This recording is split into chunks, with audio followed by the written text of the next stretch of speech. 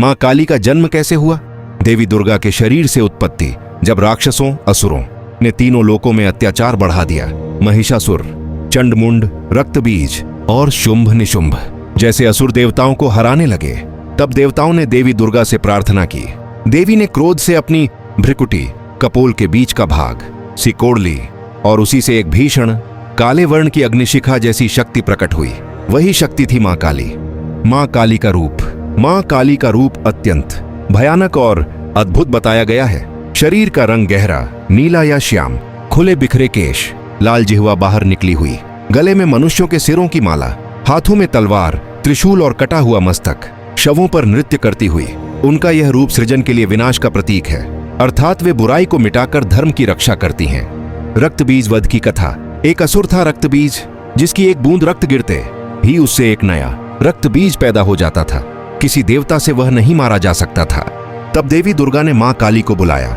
मां काली ने युद्ध भूमि में प्रवेश किया, रक्तबीज के सिर को काटा और उसका सारा रक्त अपनी जीभ से पी लिया ताकि कोई नई संतान न जन्म ले सके। इस तरह उन्होंने रक्तबीज का संहार किया। भगवान शिव और मां काली का नृत्य। जब मां काली ने सभी राक्षसों का संहार किया तो उनका क्रोध शांत नहीं हुआ। वे उन्मत्त होकर प्रलय नृत्य करने लगीं। उनके नृत्य से पृथ्वी डगमगाने लगी। देवताओं ने भगवान शिव से निवेदन किया।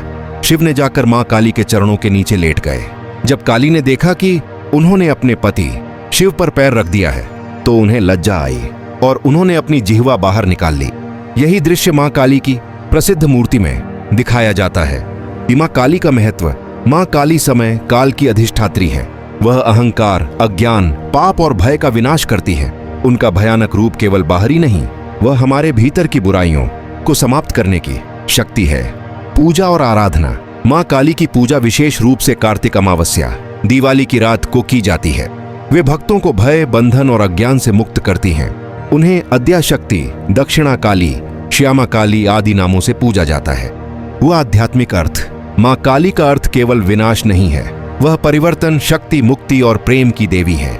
जब हम अपने भीतर के अंधकार को समाप्त करते हैं तभी मां काली हमारे भीतर प्रकट होती है।